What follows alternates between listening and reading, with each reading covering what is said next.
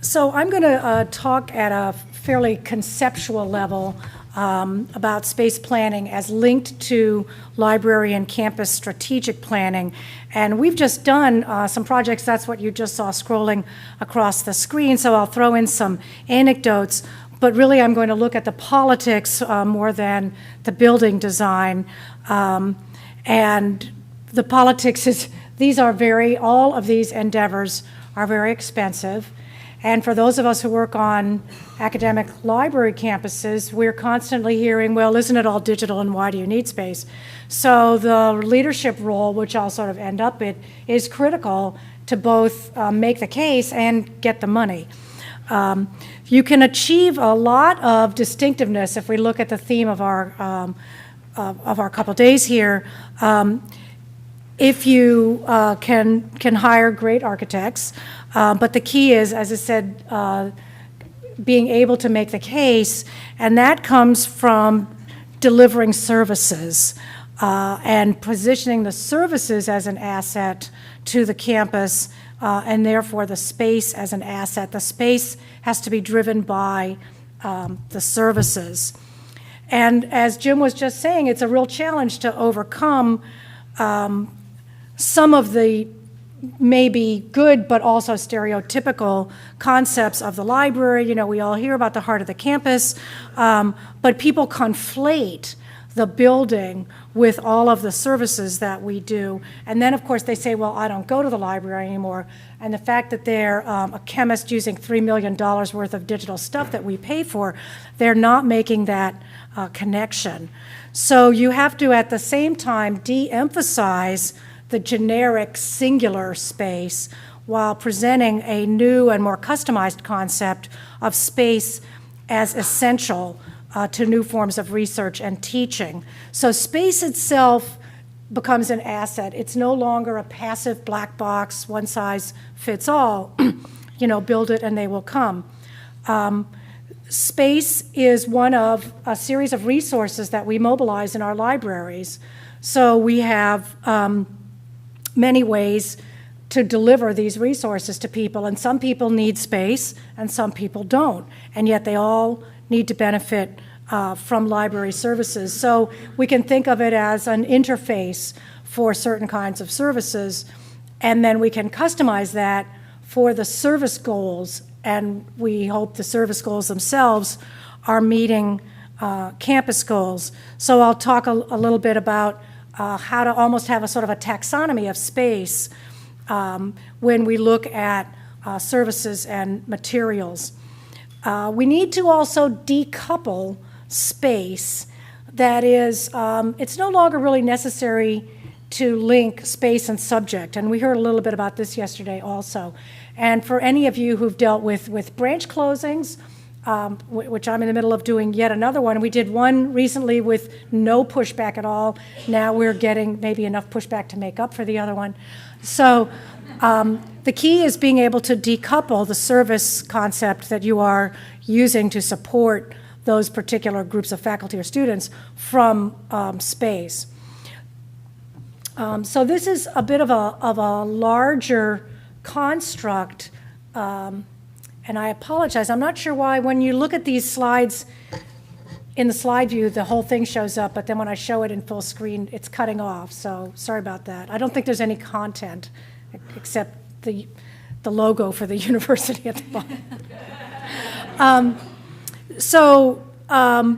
Resources come in clusters. We've got materials, staff, technology, space. And then we've got to customize to fit users using these four categories of resources. So if I'm talking about resource allocation, it is space itself as a resource, and technology, and subject or functional expertise. And this is where the concept of niche services comes in, and it really, really nicely dovetails with Scott's talk, which I had not seen in advance. And so when I look at our user audience, we're really trying to make a much more granular picture of the users. What disciplines are they in? What levels are they at? What type of task are they doing? And that therefore, what they need in information services and space varies quite a bit. So we still need big central spaces for students, but they want to do completely different things inside them than they used to. And physics faculty still need a whole lot of library services, but they really don't use space at all, except occasionally for teaching, and even then not. So it's really a matter of having sort of a mental matrix where space is one of the types of resources, and then you have a whole lot of different users, and how to subdivide the way you think about your space. The key thing, of course, is linking these ways of looking at space and services to the campus goals, not the library goals, but the campus goals. Now, we hope those are dovetailing, but it's still amazing to me how many library strategic plans I read where the first thing is some extremely internally centric goal about making sure we have staff training for everybody. Well, staff training is a really excellent goal, but that should come last. First should be get those services out to the students and faculty. By the way, we need staff training. So a lot of this comes really from flipping around the strategic goals and talking about not I need more space for books, but the faculty need a better research center. So for each intersection of resources, users, and campus strategic goals, you can come up with a different solution. So looking at your campus strategic plan and then saying, well, how am I going to make the case that if I do something really creative with a space, it's going to advance this campus strategic goal. So you might have undergraduate education, you might have faculty research, you might have scholarly communication, you might have visualization for those chemists. That takes space. Community engagement or globalization sound very lofty, but they have some great translation opportunities for space, and especially for public space. And some of the cultural heritage arguments we talked about yesterday, strategically you can translate into community, the need to have a role with the campus's community, and space is obviously the best way to do that. You might therefore, by looking at this, really customize your special collection space because you're aiming at either particular disciplines, or you want, if you're a liberal arts college, to really focus it on undergraduate education, or maybe at a Research One university, we're going to focus it on faculty. So the real thing is looking at this more detailed level of different user audiences. Faculty also might need much more space for publishing and advice about media and website creation, consultation. Community engagement might be programs, exhibits, distinctive materials, a glorious historic building that the town is proud of. Undergraduates want high tech and high touch and geographic convenience, and they want it open all hours, and they want lots of collaboration. The books are probably the least important, although they want to be able to get them when they need them. So I'll show you in a minute how this translates into some quite different ways of looking at branch libraries or storage facilities. I've also found you really have to be able to reinterpret the exact same space. If you get a new president comes along with a new strategic plan, this is the time to be creative. That building that you were positioning as a lofty center of faculty research suddenly is going to become student engagement. If the president has a new goal about integrating students better into the research fabric of the campus, so much the better. But you have an existing physical space, and the thing is not to keep talking about that space, but to re-envision and just wordspin how that is going to be used to drive the campus strategic goals. And you need to have this way of looking at space so that you can rapidly respond to external opportunities. You don't know when a given donor or faculty project is going to come along that is really going to be an opportunity for you to say, hey, we can be part of that. We're going to use space to make that happen. or that's what you're thinking. That's not, of course, how you would say it. So this comes down to having a long-term or reasonably full library space plan. Space plans I've done one that was an $80,000 plan and one that was literally a $600,000 plan. And so obviously you have to get support of your campus even to do a plan, but it can be extremely useful. The master space plan needs to follow your library strategic plan, so you wouldn't want to do a space plan until you have a good strategic plan in place. But it is really, really worth it, not only for the incredibly clever and visionary things that good architects can bring to ugly buildings, but it really gives you a lot of credibility on campus for arguing for projects. Even if you can't do everything that's in the plan, if you have this kind of framework, you can say, well, now we're going to do this part, or now we're going to do this part, or you simply don't come across as the whiny director always asking for more space. If you say, look, here's the plan. And in fact, this is what happened at Northwestern when I started. The provost said to me, I'm tired about always hearing about how the library never has enough space. I want a plan. And it was not what I would have thought of after the interview. Okay, let's do a space plan. But it's turned out to be absolutely essential to getting a lot done because you never actually have all the money. So it is far better to have a plan and no money than money and no plan. I mean, maybe I shouldn't say that because I've never had all the money and no plan. But you can get a long way with a plan because you can work on it incrementally and in a nonlinear fashion, and you can be ready to respond to opportunities, and you can negotiate. You can say, well, if you fund this little part, then maybe I'll do this part myself, or we'll defer it. So it gives you a whole basis over a period of years to have ongoing negotiations, both with campus leadership, but also with your own staff. Like, we've just done a reorganization. I'm sorry, I can't really rearrange everybody's office just yet, but here's the plan, and eventually you'll see we hope to co-locate people in this way. So it helps a great deal manage people's expectations internally as well as externally. So how do you actually, manage specific spaces? I guess I actually didn't do a slide for what I'm about to mention. I'll just go backwards. You need to think of your space in tiers or zones, and that's how you end up matching it to different services and different audiences. You can look at core needs versus specialty needs. You can look at point of service, as in a branch, and you can look at what needs to be centralized. A lot of things no longer need to be in what I call the high rent district, like your low use collections. They can go off-site as long as you have the services to bring them back quickly.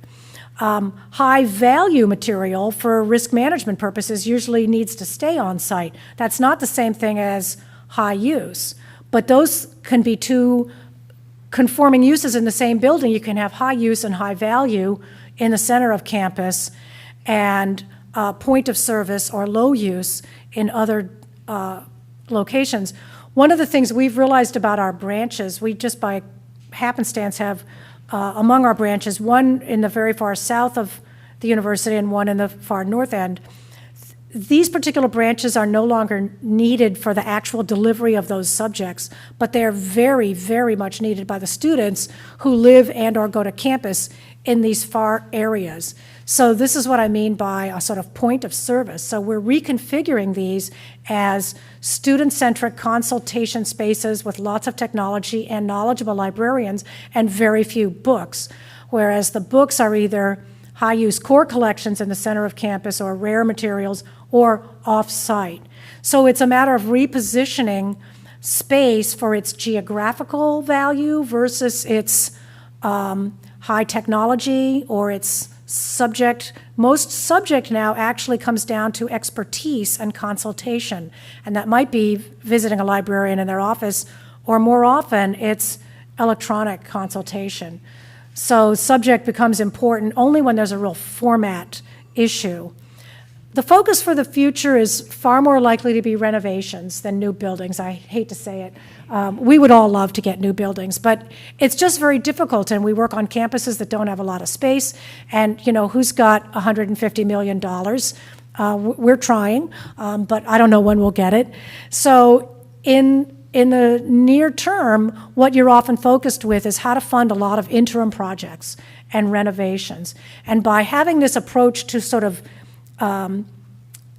tiers or zones for different pieces of a building or different separate locations, this can gradually fix up this part, then this part, then this part, while you're waiting to negotiate maybe a larger space.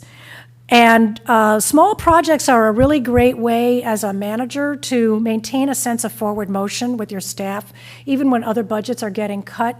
We've come through the financial crisis, pretty tight situation, as most of us have, but we've been in the middle of all these space projects. So it feels very forward, very new, even though the collection budget's hardly gone up at all. And so larger funding is not available, but things are happening and people can see it, and that's very empowering, both to staff and faculty. With our space plan, for example, I've been able to prioritize, you may have seen the architect renderings on those slides for Deering Library, which is our much beloved iconic building. We got a small philanthropic gift to try to redo the whole entry of that.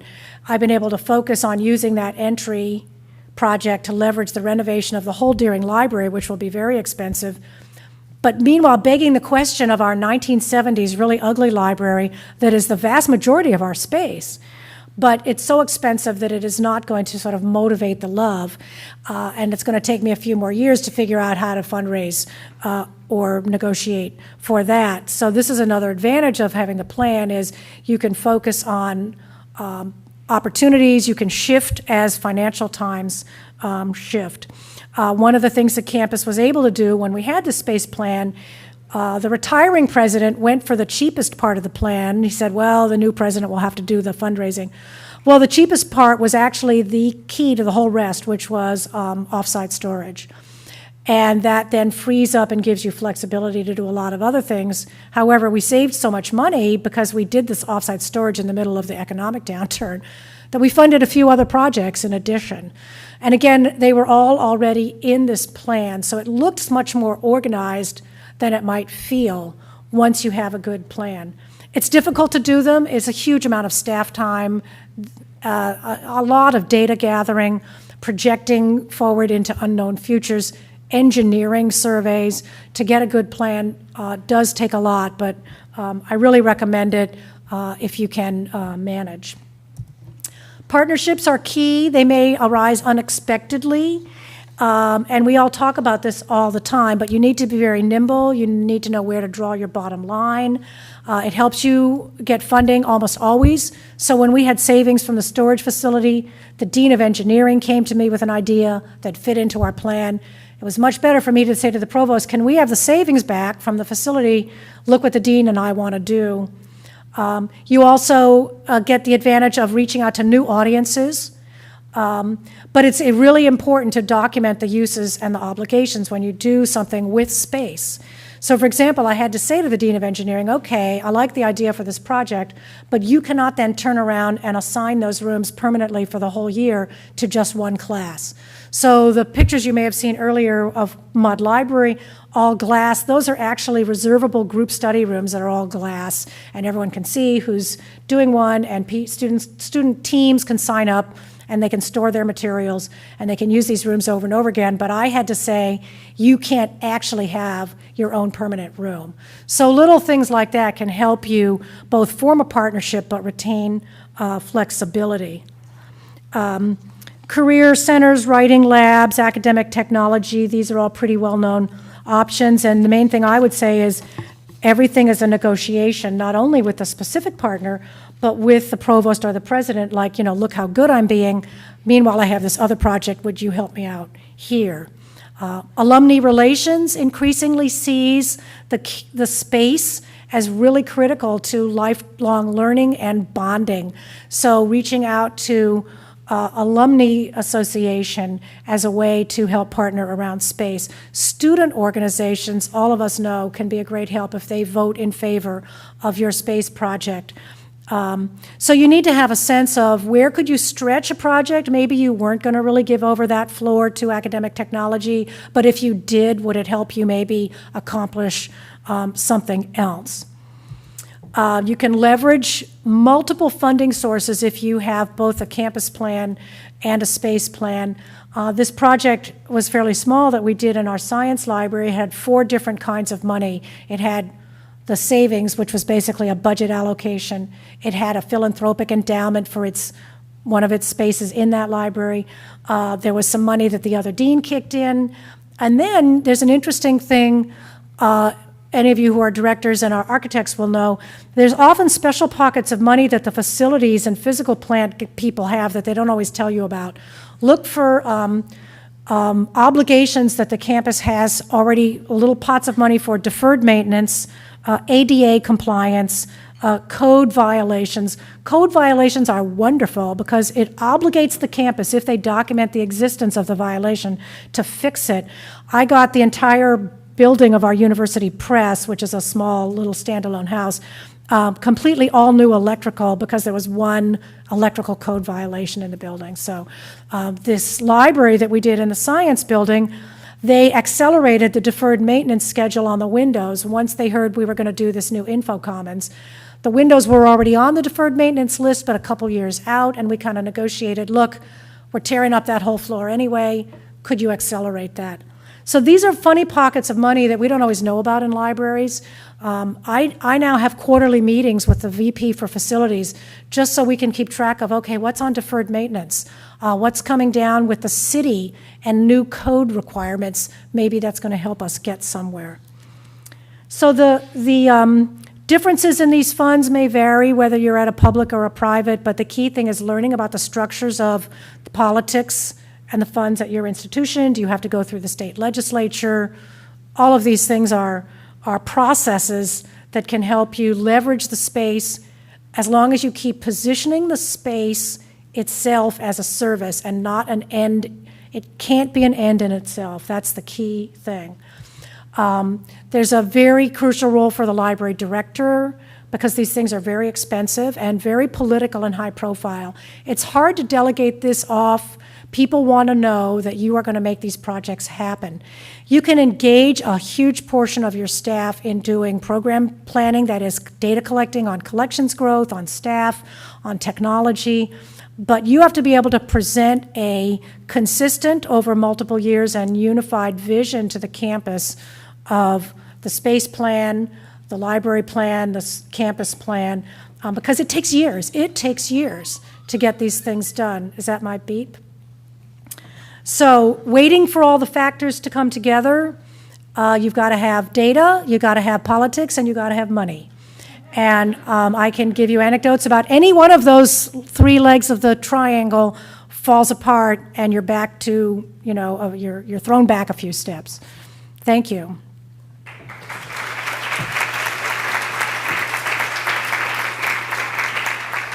And this is, once you have really nice floor plans, it's a lot easier to look at. But our space plan, the one that costs $600,000, is this thick.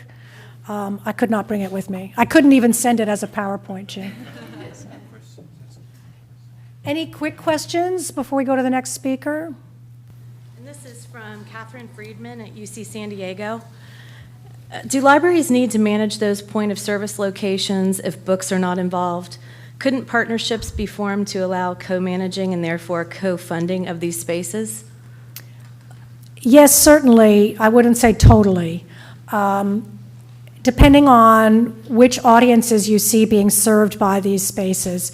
If the spaces are supporting an actual academic unit that's in that location, I do feel there needs to be access to, maybe not necessarily the subject specialist, but there needs to be access to a knowledgeable librarian who's going to be able to work with students or faculty if they come in and are talking about some project.